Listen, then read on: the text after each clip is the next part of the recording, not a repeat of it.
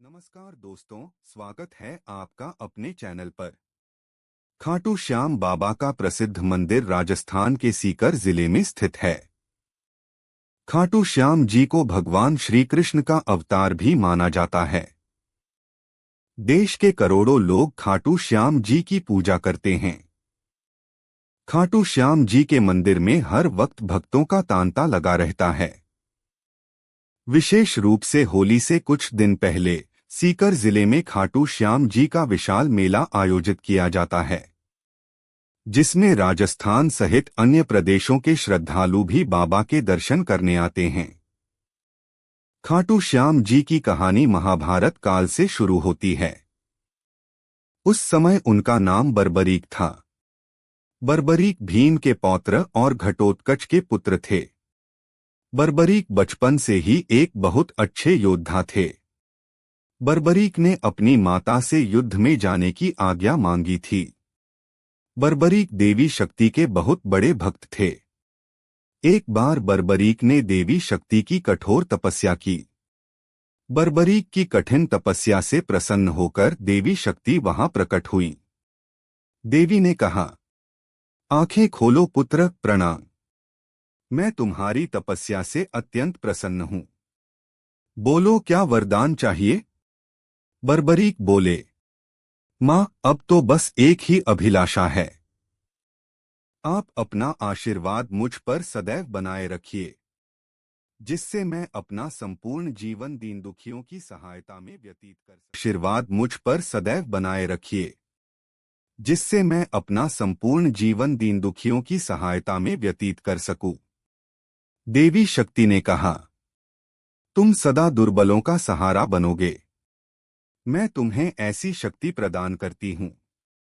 इसी वरदान के कारण बर्बरीक अजय हो गए। बर्बरीक अपनी माता के पास पहुंचे और देवी शक्ति से मिले वरदान के बारे में बताया। बर्बरीक बोले, मां, मैं भी कौरव पांडव के युद्ध में जाना चाहता हूं। माता ने कहा, पुत्र, मैं जानती हूं कि तुम एक महान योद्धा हो, इसलिए मैं तुम्हें रोकूंगी नहीं। पर मुझे वचन दो कि तुम युद्ध में हारने वाले का सहारा बनोगे। बर्बरीक ने कहा, मां, मैं वचन देता हूं कि मैं युद्ध में हारने वाले की ओर से ही लड़ूंगा। अपनी माता को वचन देकर बर्बरीक घोड़ी पर सवार होकर देवी शक्ति द्वारा दिए गए 3 बाण लेकर युद्ध के लिए निकल पड़े। भगवान श्री कृष्ण, जो अंतर्यामी हैं, यह सब देख रहे थे। भगवान कृष्ण जानते थे कि यदि बर्बरीक युद्ध में शामिल हुआ तो कोई भी पक्ष जीत नहीं पाएगा। अंत में कौरव और पांडव दोनों का विनाश हो जाएगा और केवल बर्बरीक ही शेष भगवान श्री कृष्ण ने ब्राह्मण का वेश धारण कर बर्बरीक को मार्ग में रोक लिया। ब्राह्मण रूप में श्री कृष्ण ने कहा, महावीर योद्धा, तुम कौन हो और इस युद्ध में क्यों जा रहे हो? बर्बरीक ने कहा, हे ब्राह्मण देव, मैं घटोत्कच का पुत्र बर्बरीक हूं। मैं महाभारत के युद्ध में सम्मिलित होने जा रहा हूं। इसके बाद श्री कृष्ण ने उनसे उनके बाणों की परीक्षा ली। बर्बरीक ने पीपल के पेड़ के सभी पत्तों को भेद दिया।